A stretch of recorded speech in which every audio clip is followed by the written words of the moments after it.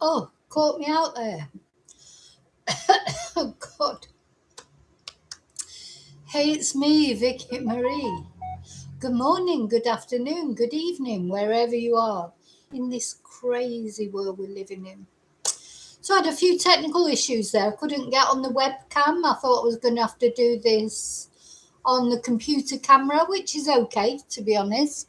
But now suddenly the webcam has come on, so that's why it caught me out.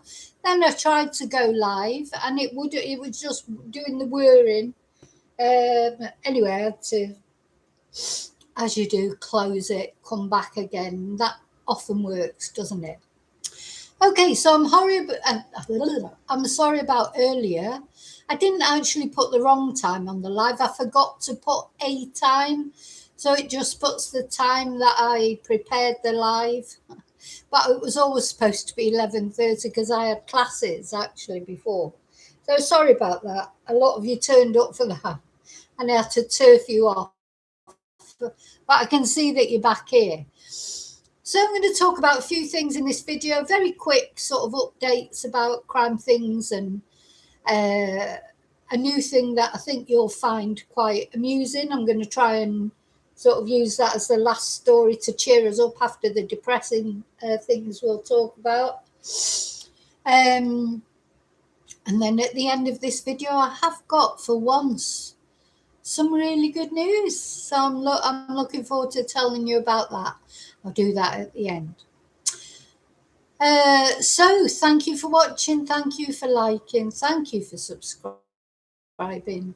Thank you for all the ways you support my channel. Special thank you to my members as always. Special thank you to those of you who buy Ko-fis, send super stickers, PayPal me, buy merchandise, all the extra ways you help my channel. Thank you. Hello, lovely lurkers. Hello to replay crew. And I'm going to come straight in and say hello to people in the chat.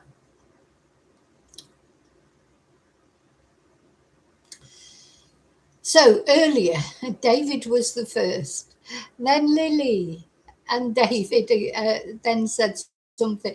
And then, of course, I had to say, I'll be back later. I think Kelly might have been in earlier as well. I'm not sure. Anyway, thank you to those of you popped in earlier, but now you're back. Thank you especially for coming back.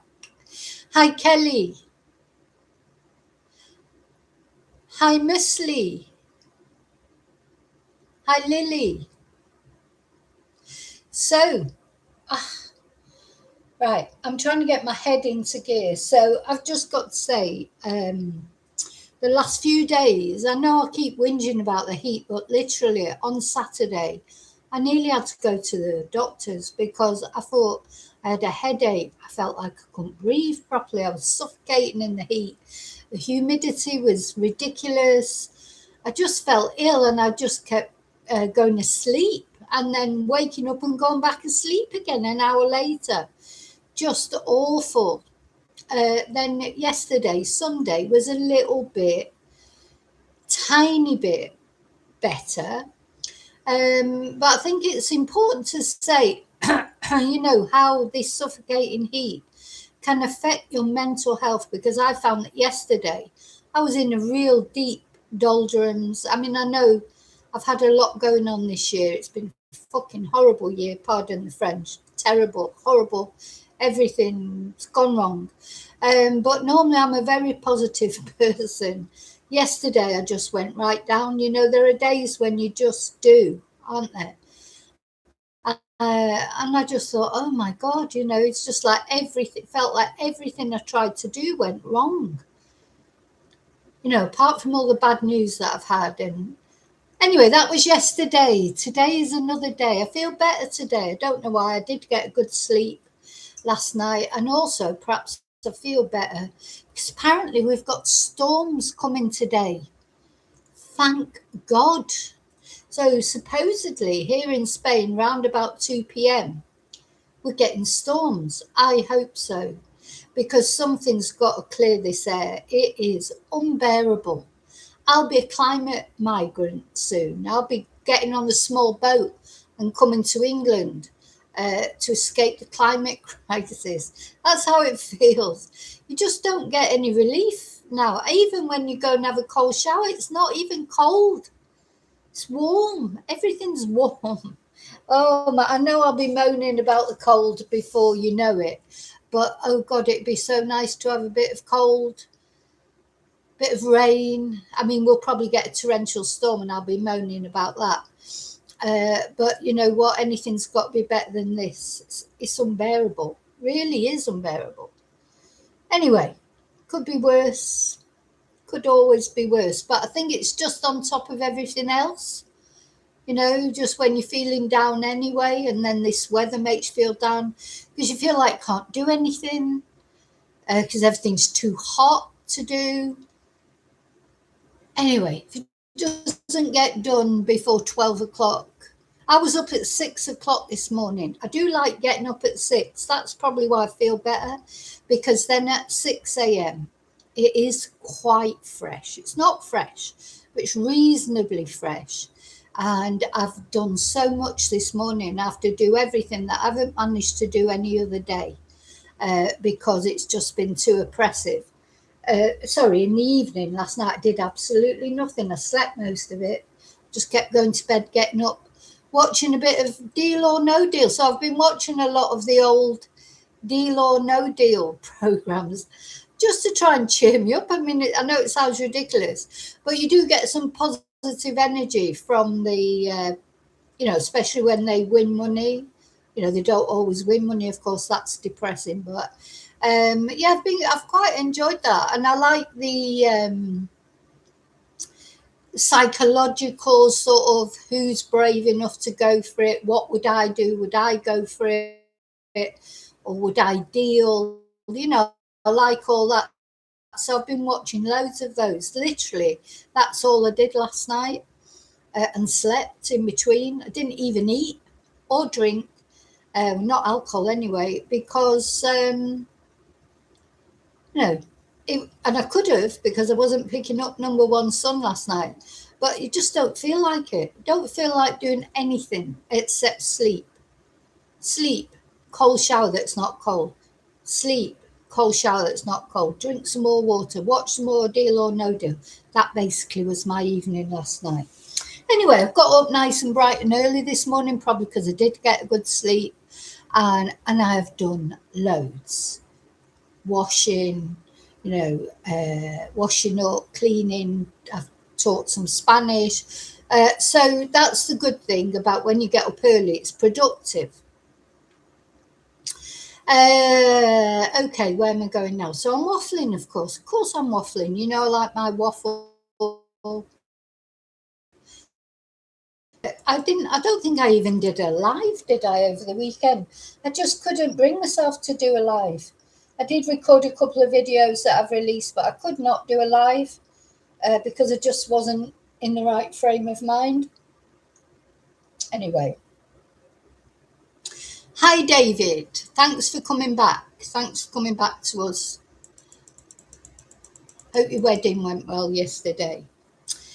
So we're going to start off with some more sort of sadder things, if you like. And as I say, I hope I'm definitely going to finish on my good news, and also a story that I think will make you laugh a little bit, because we need to laugh in this crazy world of true crime, as well as we have to take our cases seriously. Always focus on the victims. If there is a crime, there's a victim.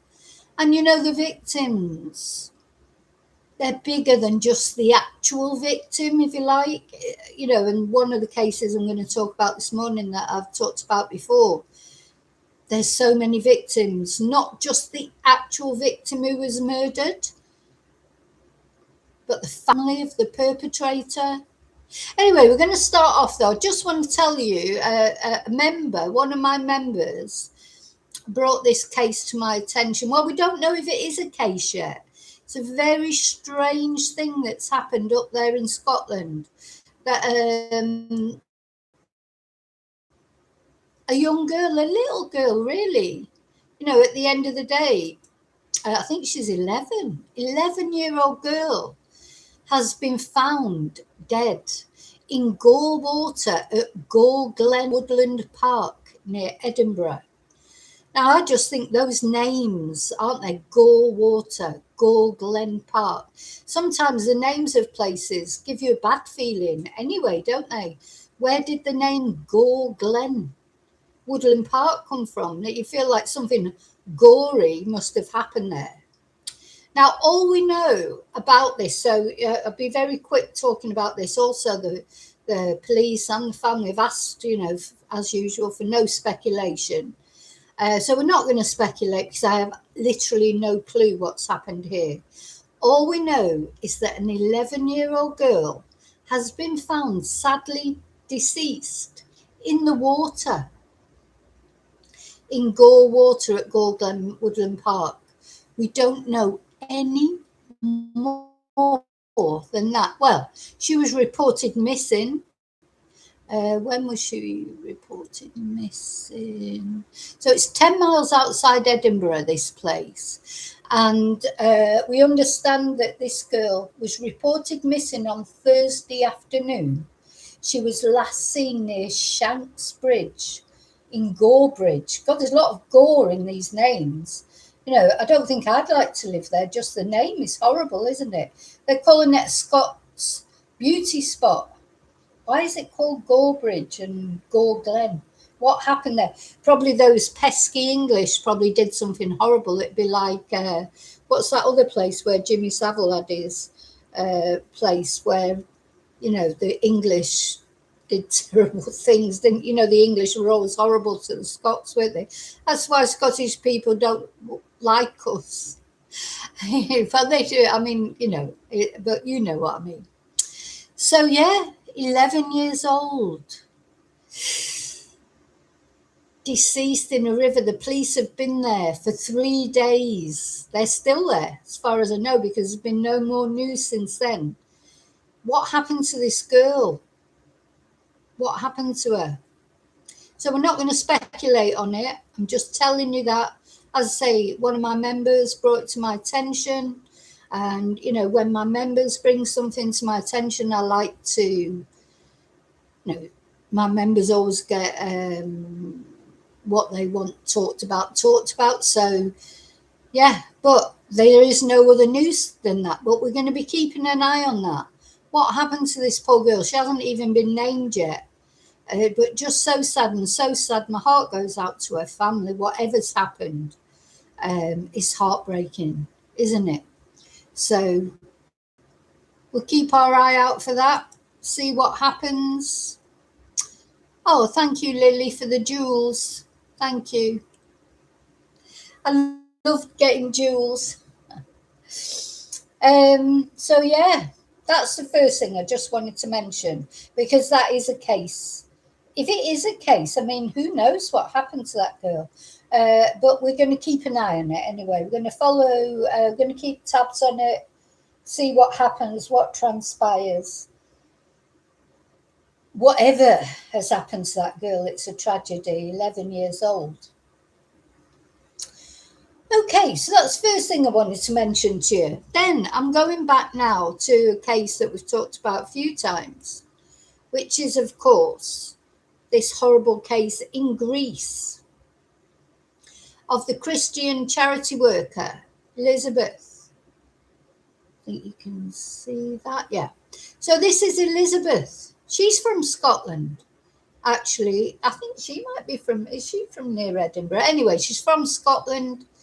She's a devoted Christian. She went over to Greece to volunteer for a homeless shelter, a Greek charity that, supposedly helps the homeless there in Greece. She went to volunteer for help. She disappeared. And then her remains were found in a suitcase by a homeless man, ironically enough, abandoned in an abandoned property or abandoned building full of graffiti, full of rubbish. And poor Elisabeth was in that suitcase that was discovered by the homeless person. So this resulted obviously in an inquiry, which became a murder inquiry, and eventually, oh, what happened there? The phone just does its own thing.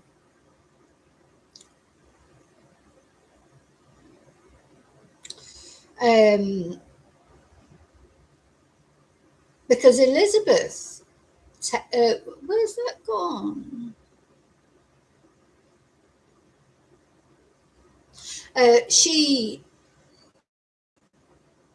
These are the people, these are the couple that ran the homeless charity that Elisabeth went to volunteer for. And the girl, the woman, is Elena. She's American, and she probably put the money up for it. I doubt if the other guy had any money. And this is her husband, and he's an Afghan refugee, Sharif, and he's been arrested and charged with Elisabeth's murder. He's also a champion boxer. That's obviously when this picture was taken, maybe just won something. There you go. Now, Elena is only 26, I think. Sharif is 24. Why she married him, I'll never know. I'm sure she's thinking the same thing now. But to be fair, Elena, this is what I'm saying about victims, because she is his wife and they have a daughter together. I mean, when she found out that on the night that, because they both knew Elisabeth was staying in one of the apartments that their charity owned, and he had a key for it. Funny that, isn't it? And when Elena realised he was not at home when Elisabeth had gone missing, so she checked on his phone, because she has one of those apps, find out where somebody is, find my phone or whatever it is. And she saw that he was actually at Elisabeth's apartment on the night that allegedly Elisabeth went missing. Also, he then turned up with a brand new iPhone for her, presented her with a brand new iPhone. He gave her €2,500 or something like that he'd taken from Elisabeth's bank account. So what's his story? Well, his story is that he was in a bar nearby to Elisabeth's apartment, having a beer, watching the football, and he needed a wee. So instead of going for a wee in the bar, he decided to go round to Elisabeth's apartment at nearly 10 o'clock at night and asked to use the toilet. That's what he says. But come on, I think we can all imagine he probably let himself in. He's probably there in the bar thinking about Elisabeth, who's a very attractive woman too. Looks like very, I thought it was quite creepy actually how Elisabeth looks a bit like Elena. Let me just show you the photo of her. Where's she? Yeah, to me, I think there's a similarity between Elena, his wife, and Elisabeth, poor lady, who is murdered, allegedly. So that's what he said. He said, oh, yeah, he went to the toilet, and then he just found her dead on the floor. She was dead on the floor when he went in there, and instead of phoning the ambulance, as you would, hey, Princess, thank you for joining. Thank you, dear. Are you okay? Oh, that's kind. Thank you so much.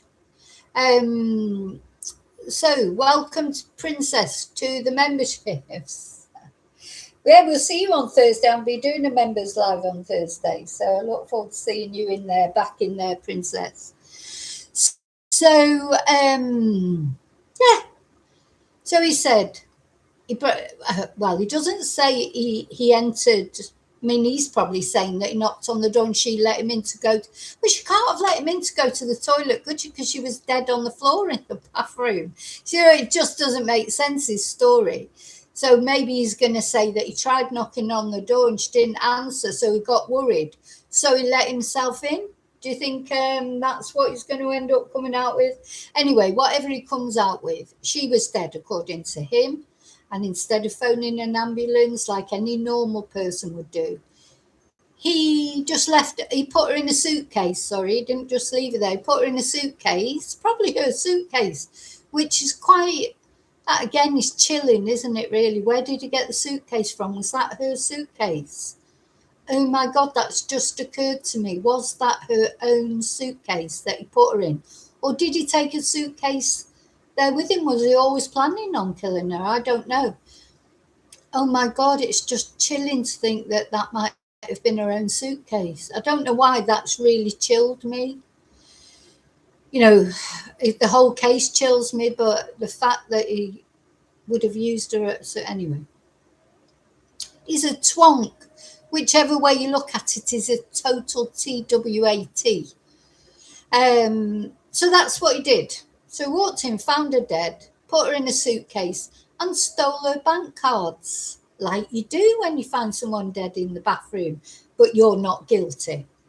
He then wheeled, because he's a thicko who thinks he's clever, he wheeled her in the suitcase through the streets of Athens and dumped her in this building where she was found. He then continued to text her parents, you know, her father, say, oh, I need some time on my own. I'm going here. I'm going to do this. I'm going to do that. You know, I'm fine though, but, you know, I just feel like I need to get away from it all. You know, all the usual crap. He also bought a burner phone and he texted his wife and claimed he was a jihadist and he'd murdered Elisabeth because she kept going on about her Christian beliefs and he was a jihadist. So he tried to sort of create a smoke screen that way, you know, and, you know, it's ridiculous, isn't it?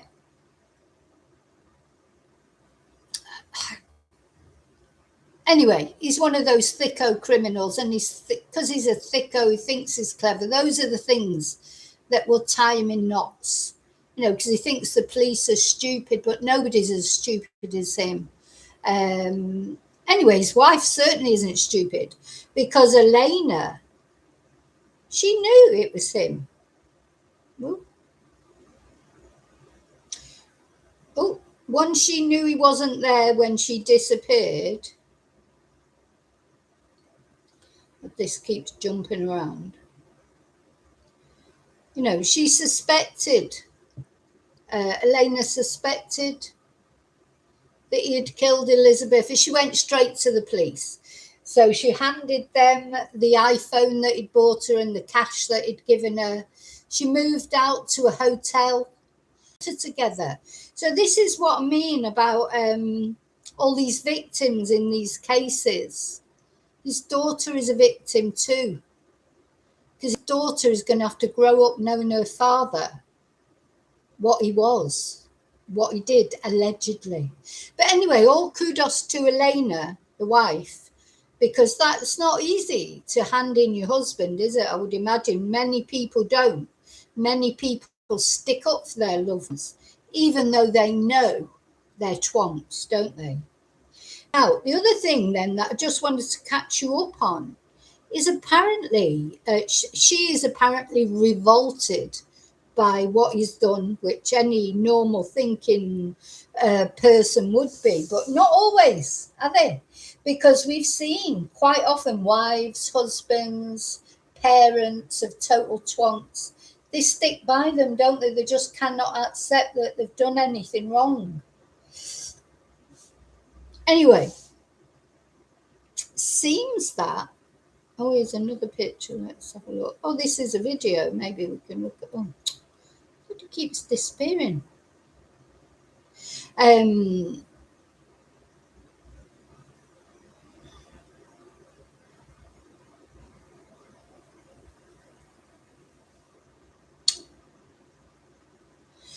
apparently after the baby was born, he's got a little girl was born, I think it's a year ago or something like that, or not that long ago. He changed. He had a complete personality change. Now this quite often happens with women, I suppose, who may be suffering from postpartum depression or whatever, but it happens with men. They cannot stand sometimes, you think that a man would be glad to have a child. Can't get the video up, but never mind. But quite often they don't like the competition for attention, do they?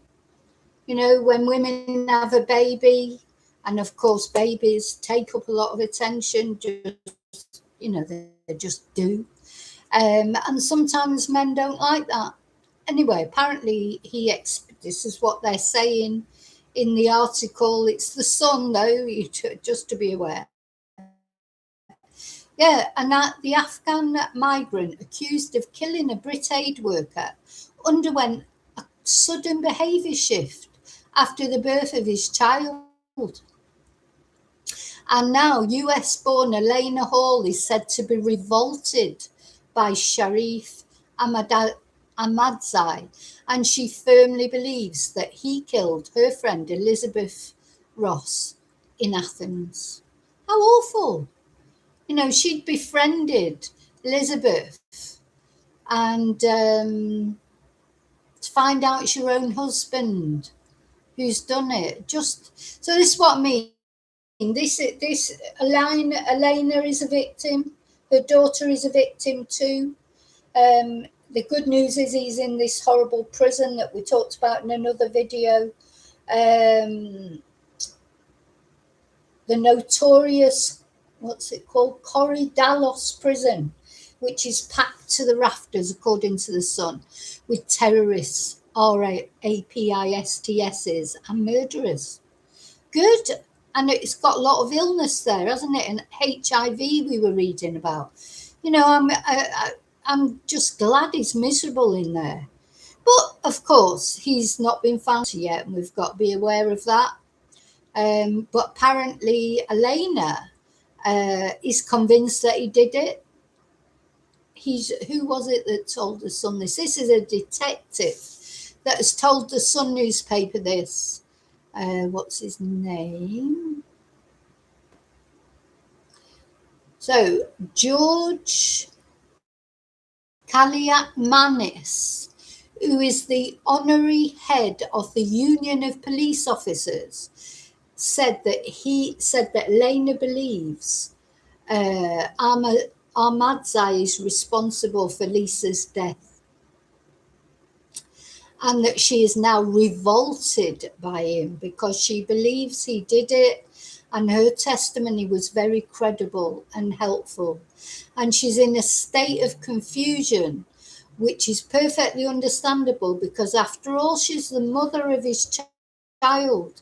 Now, that's going to be difficult because she will love that girl. Of course, she'll love her child, but, she will see him in her. It's terrible, isn't it, really? So apparently he had noticeably changed his behaviour since the birth of their child. Now, I thought, he's a total narcissist. We saw that with his posts. He's got a chip on his shoulder, isn't he? Because he said he's a migrant. He says that his father was killed by the Taliban, his brother was kidnapped by the Taliban, and the rest of his family were all blown up by the Taliban. I don't even think that's true. I've said this before. I think when they find out more about this man, I think we might find he's been telling a few porky pies about all this for sympathy. Anyway, then he at 16, he became a small boat migrant, and he ended up settling in Greece. And you know what? He should be grateful for the life he's got. He's married a beautiful American woman who seems to have money. He's got a lovely daughter. And he's still, I wonder, it just makes you wonder, why did he leave Afghanistan? Was he really a refugee? Or did he do something terrible there? Is he a total twonk? And has he always been a twonk? Seems strange to just come out and do this out of nowhere, to me, anyway. But I expect we'll find out a lot more as time goes on about this case. But I just wanted to tell you about that, about what what's the word, about what Elena's going through, because our thoughts obviously are with Elisabeth's family and what, how they've got to cope with the loss of Elisabeth. But also, I think our thoughts and our prayers should be with Elena and his daughter, because they've got a life sentence in front of them, living with the fact of knowing what he did, and she knowing that she was married to him. Do you know what?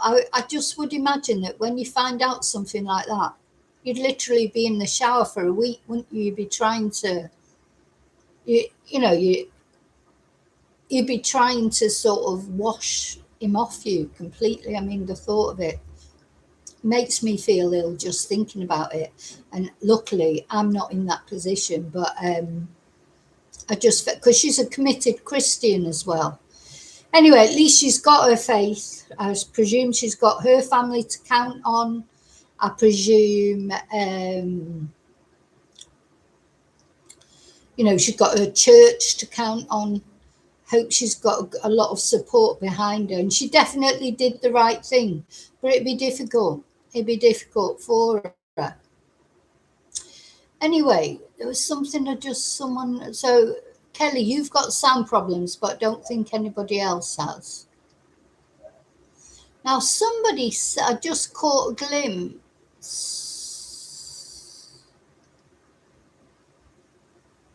Somebody had put a comment, I think it was Musley. I think the victim's family is somehow related to the UK PM. Well, I didn't know that. I'll have a look at that. But which PM do you mean out of the 7 UK PMs that we've had? Are we talking about Ego Andy? Or are we talking about Keir Starmer? Which PM? Bloody hell. Don't even get me going about UK politics. But that's interesting. It's fine now. Yeah, I mean, it could be my thing as well, because that not my internet, my computer is crap. So it could be that, could occasionally go a bit wonky. Okay, so just wanted to let you know about that. So apparently he changed completely after his child was born. And that, to me, that's more evidence that he's a total narcissist, because he probably had his nose pushed right out of joint. He will have been the center of attention, wouldn't he, in that relationship? He's in a position where he's the refugee. Oh, poor me. All my family were killed by the Taliban. I was only 16 and I had to go on a small boat and try and find my way in the world. I don't think it's true. I'd be very surprised if everything he said about his journey is true. And I wouldn't be surprised if he's done things like this before. Okay, so the other thing, what's the next thing? Oh, so now, bit of light relief. It's not really light relief. If you've got a dark sense of humour like me, you will find it funny. So there was a couple of days ago, there was a big kerfuffle in Australia. I hadn't brought it up yet in a video because we didn't know enough about it, and I'm glad I didn't now. Where very similar circumstance, I was planning on doing a video comparing it to this. With similar circumstances, another poor woman found in a suitcase by the side of the road this time in Australia. And I've been keeping an eye on it, like to talk about it in a future video. Anyway, let me tell you what happened here. So the Australian police they're not going to come off well about this. Let's find the case.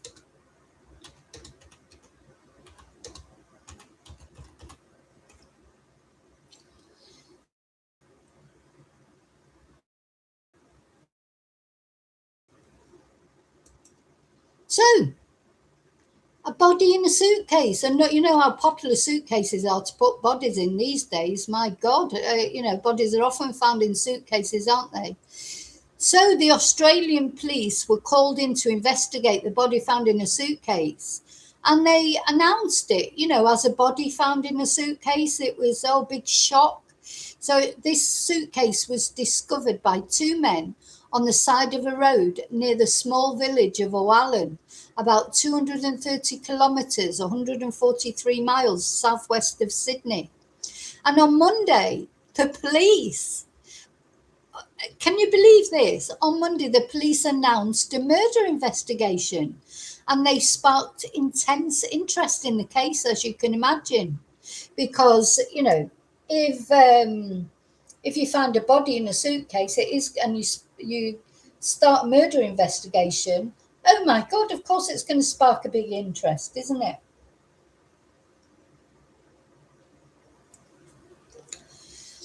So just hours after announcing a murder investigation, the police now say have backtracked and said the remains, they're not human. It's probably an sex doll. But they announced a murder investigation. So they announced a murder investigation before they even checked if it was a person or not. So they said forensic testing has proved the contents were not human. For God's sake, this world is crazy. When we talk about a crazy world, why do you need forensic tests to prove that a sex doll is not human? So the content, it reminds me of Only Fools and Horses, when they had those blow-up dolls in the back of their van. Do you remember that episode? It was brilliant. And they had those sex dolls, blow-up dolls, in the back of their van that had that explosive gas in them.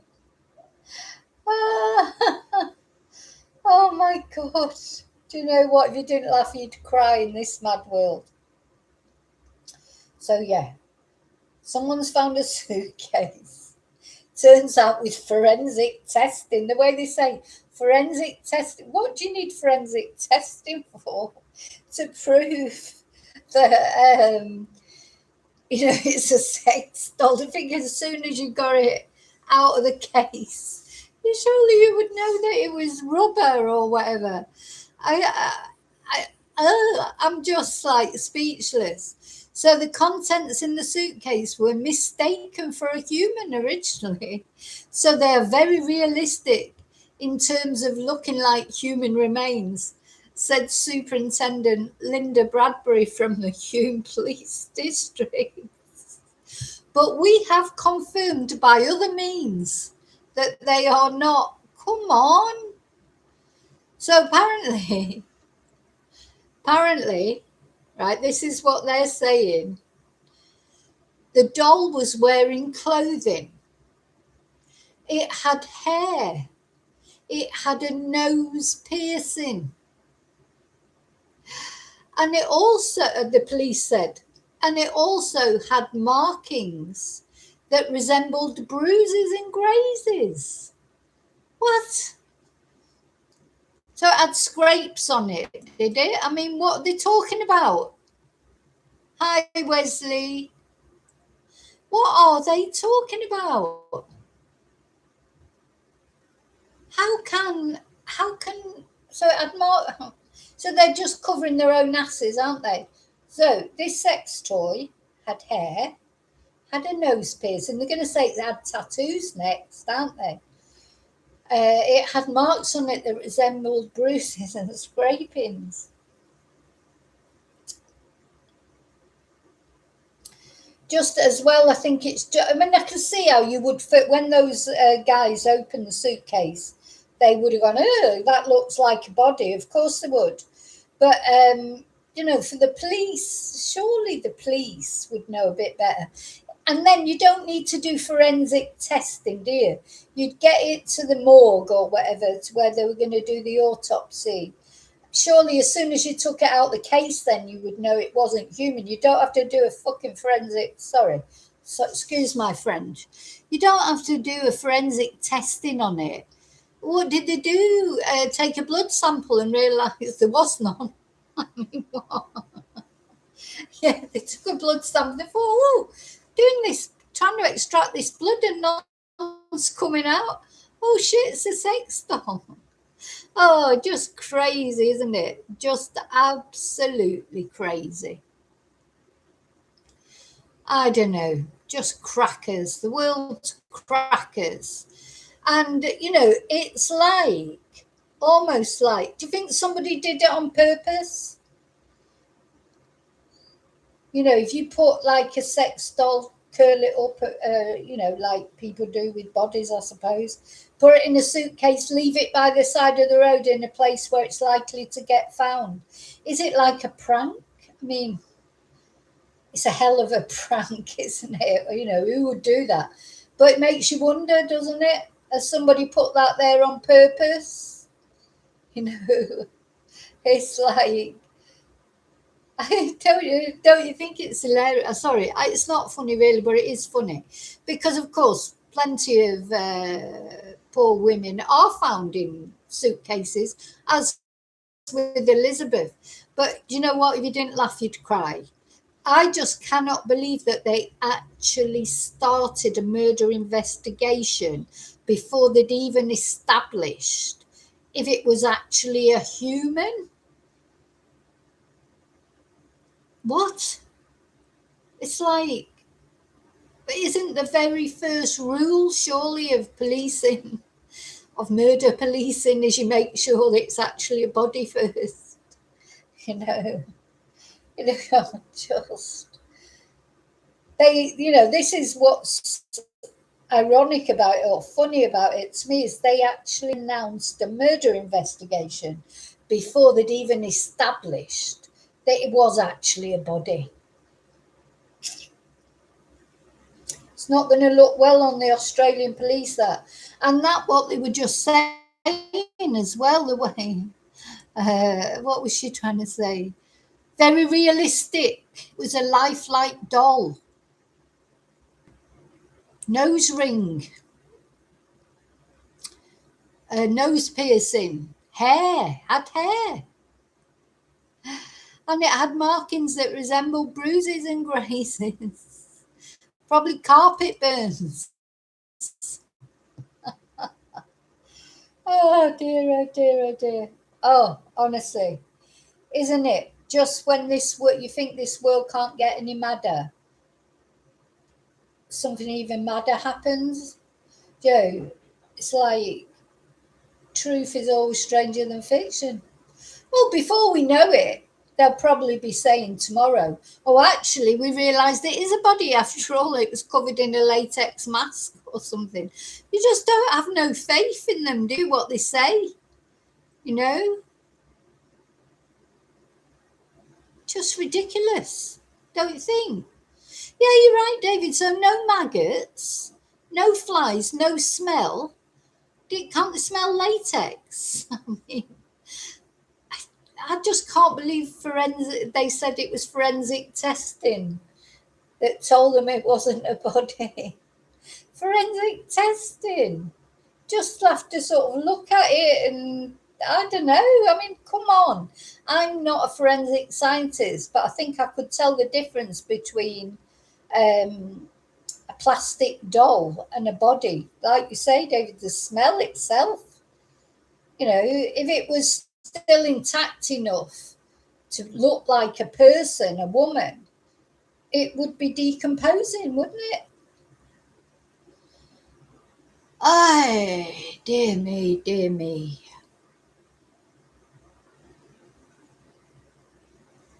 A Fitbit, Wesley. A Fitbit, are you?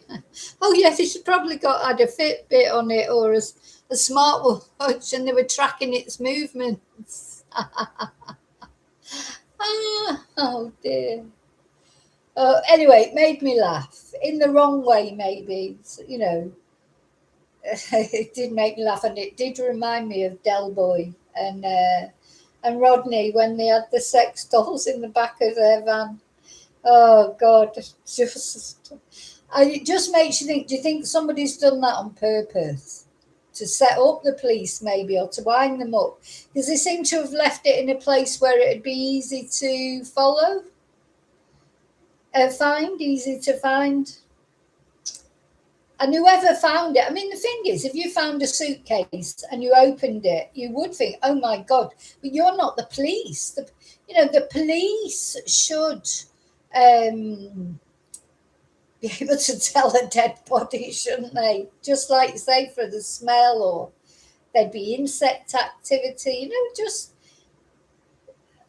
we're not police, but I think I've spoken enough about true crime that I would recognise the body. I think so, but unfortunately. But yeah, there's a crazy story from Australia.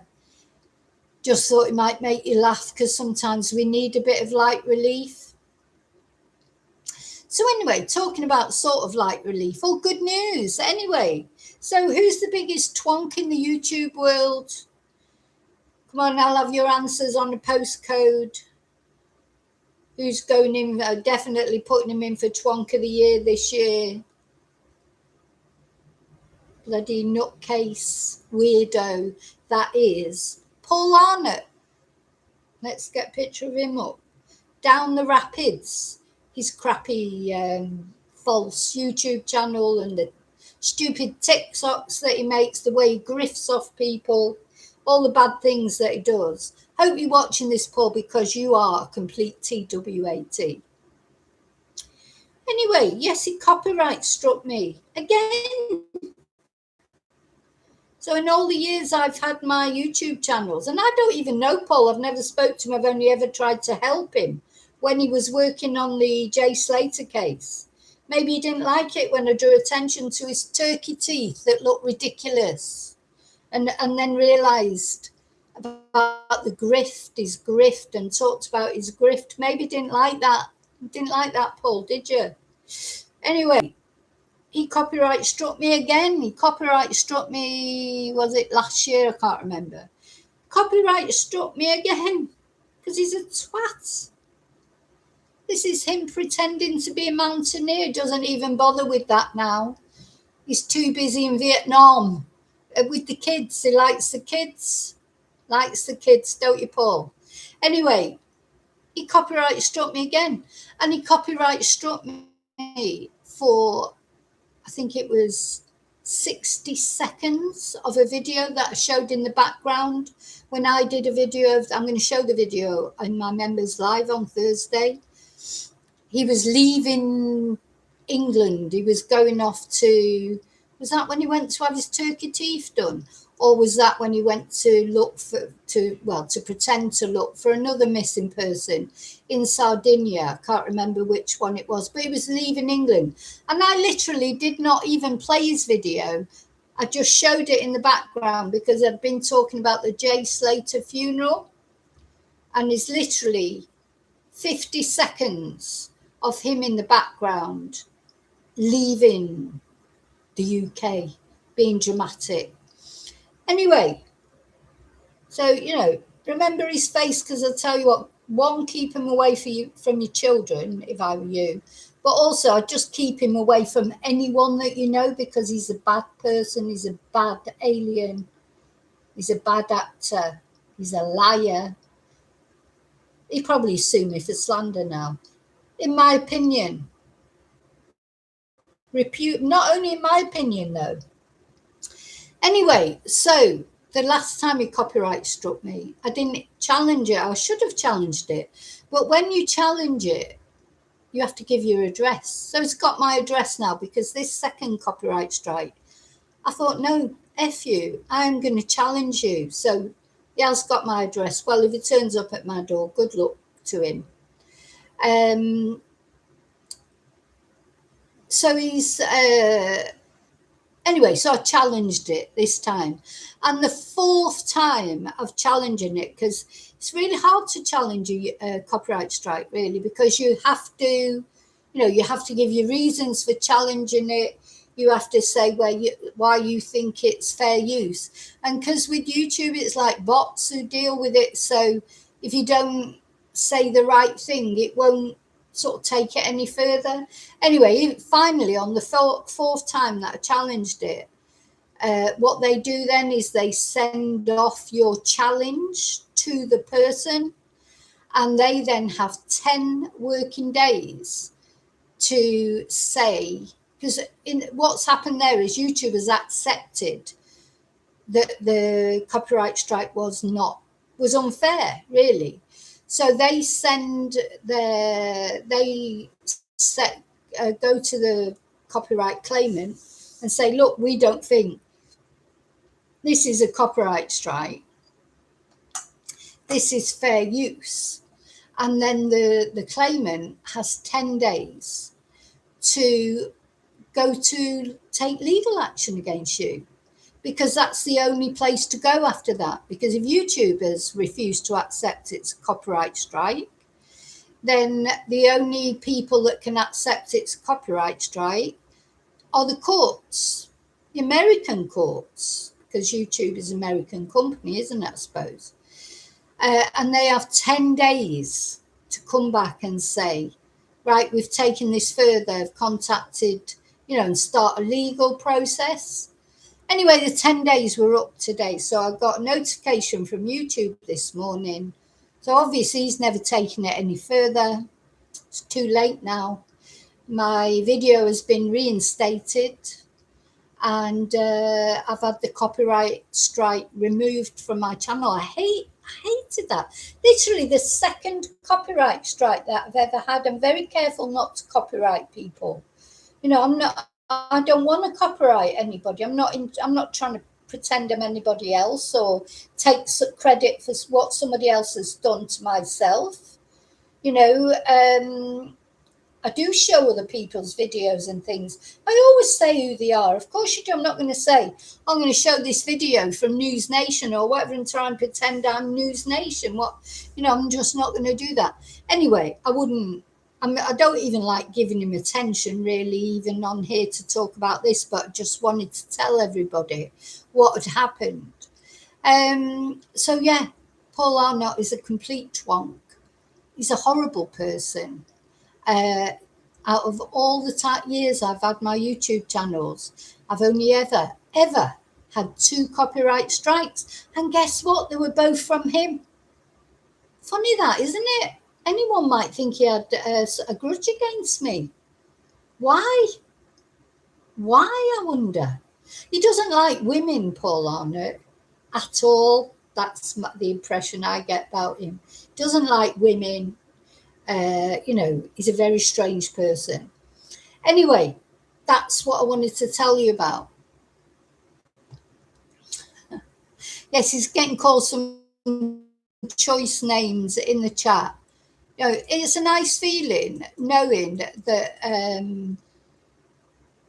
because I knew it. Because I was thinking, apart from the fact it's just 60 seconds, if that, I don't try and pretend I'm him. That's when you're allowed to use people's content under fair use, which is commentary, parody. There's various different times you're allowed to use it. And most of the time, if it's somebody normal, I will contact them beforehand and I'll say, do you mind if I use your video? Or do you mind if I use this song? Or do you mind if I use, a part of their thing?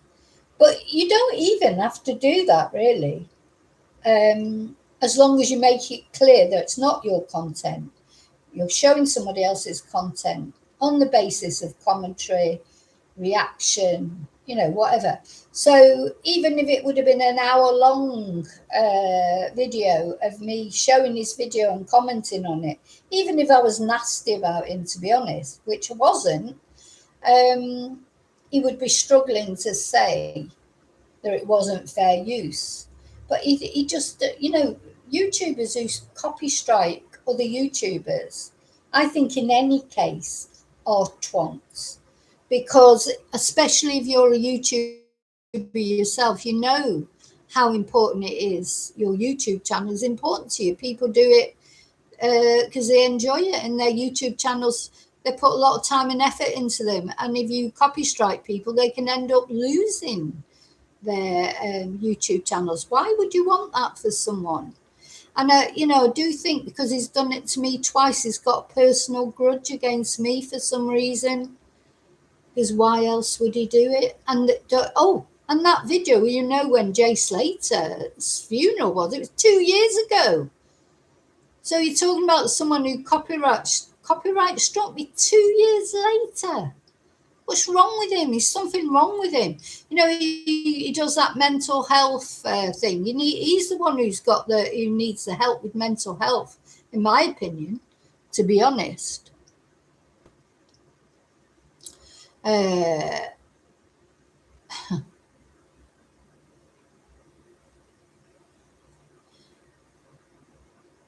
Yeah, what a tosser.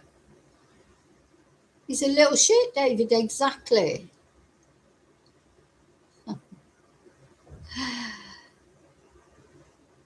Yeah, I covered the turkey tea first, and then Scott covered it as well, yeah.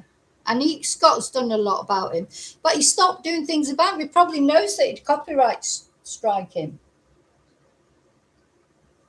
And the thing is, you don't want to give people your address. Of course, I don't want him having my address, but you know what? My life's an open book. If he thinks he's going to turn up at my door or send me a nasty whatever, or I don't know, maybe he'll dox me. I don't know what he'll do. Well, yeah, you'll find out then. If he starts getting enough, I don't get involved in YouTube drama. But when someone tries to involve me in YouTube drama, then I get peed off. Hi, Louise. Yes, that creep.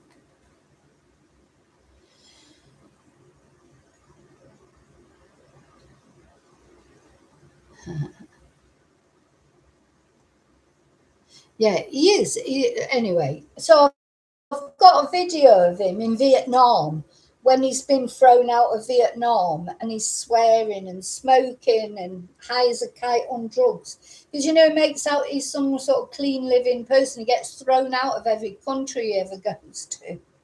What does he do that he gets thrown out? The police, he got thrown out of Spain, didn't he? He got into trouble, and because he does bad things. We don't get to see that on his videos. He doesn't show us the videos, but he made a TikTok video once of these problems that he had in Vietnam, and I recorded it. I've got that video, and I'm going to show it in my members.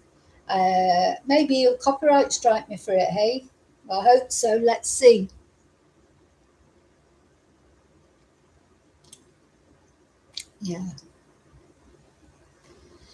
Yeah. So that was the good news that I wanted to tell you about. So we finished on a high. So I'll let you know if we find out any more about this poor young girl in Scotland who's been found deceased in the river. So sad, isn't it? Whatever has happened there. When a young life, this is what I mean. Paul Arnott can just F off. There's real things going on in the world, important things that matter. And he's worrying about a 50-second clip of one of his videos. Do you know what I mean? He hasn't got enough real problems, that guy. Do you know what I mean? That's how cotton wool he is. That's how superficial he is. He's not genuine in any way, shape, or form. He's a twonk. Anyway, so I'm not going to mention him again except for in members on Thursday, but and then that'll be it for him, for me, unless he does anything else ridiculous. But this case of this poor young girl in Scotland, I will be updating you on as soon as I know any more, find out what's going on. And then, the suitcase, the guy in Greece who put poor Elisabeth in a suitcase My heart just goes out not only to Elisabeth's family, but his family, his wife. His wife's been very brave. Because, it's amazing that how often actually people do not give up information about their loved ones, even though they know they've done something wrong. But Elena, she went straight to the police with her information, and she's been instrumental in him being arrested and charged. But that'd be difficult for her and their little girl. What a twonk he is. He's I think it's going to turn out he's really one of the worst. I think there's more to that guy. I think we're going to find out more horrible things that he's done. That's how I feel inside. And he's only 24. Do you know who he reminds me of? It reminds me a little bit of the Rachel Marin case and that Victor the Viper, who he'd murdered someone in El Salvador. And then he came over the border to America, went over the border to America, sneaked over the border because he tried to get over 3 times and he was turned away. And in the end, he found a way to sneak over the border.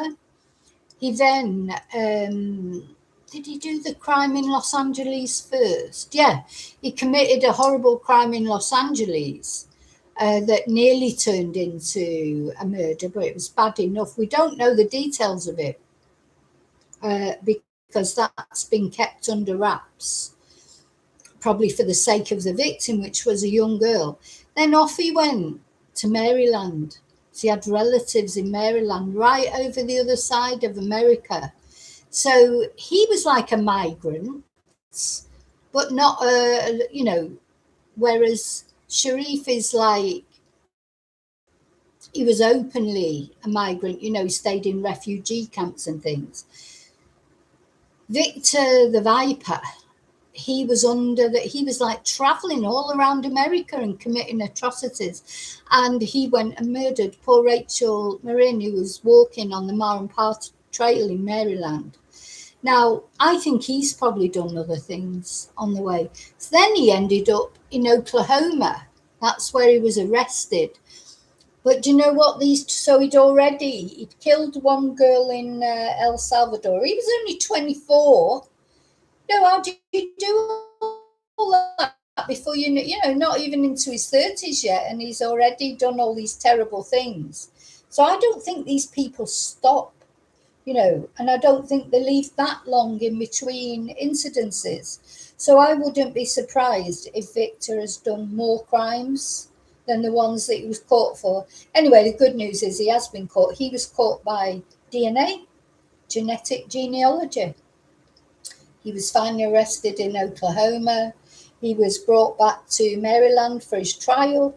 He's been tried and he's been sentenced to life without parole. So he's there for the rest of his life in prison there in Maryland. So now, as I say, reminds me a bit of him. They're not unlike in looks, really. Little, both titches, like, don't look like there's much to them, really. But, strong, probably quite muscular. And Sharif being a boxer and everything, even though he's only little in stature, he's probably quite strong. Same with Victor the Viper. When we saw the videos of him, the door cam, he looked massive, didn't he? But he actually was just a little, but he was wiry and muscly. So anyway, yeah, so I wouldn't be surprised if there's more to this story. And then, of course, we have the lighter story of the suitcase found by the road in Australia. A murder investigation announced because supposedly there was a woman in it. And then on forensic examination, they found it was a rubber doll, a latex doll. I just can't believe they didn't know it was a doll, right? The police and, the person who found it, they wouldn't know, would they? But how did they have to have a forensic examination before they realised it was a sex doll? Anyway, Okay, I'm off. I will see you soon. I hope we get our storms later. He did look massive, didn't he, David, on that door cam thing? Yeah, he did. Yeah, I'm going. I'm hoping we're getting some storms later. It's very close. It feels like it's going to rain. Please, God. In fact, I'm going to do a rain dance now in the kitchen, I think. Thank you for watching. Thank you for caring. Thank you for caring about me. Thank you for the nice messages I've had. And yeah, made in Taiwan, David. Made in Taiwan. Made in China. Oh dear, oh dear. Oh, it did make me smile though, that. It did make me smile. I needed to smile because yesterday was just a horrible, horrible day. But anyway, today is another day. So I'll see you really soon in the next video. Hopefully I'll be refreshed. And I hope you all have a great time. Look after yourselves because you are the most important person. I'll see you really soon in the next video. And until then, may your God go with you.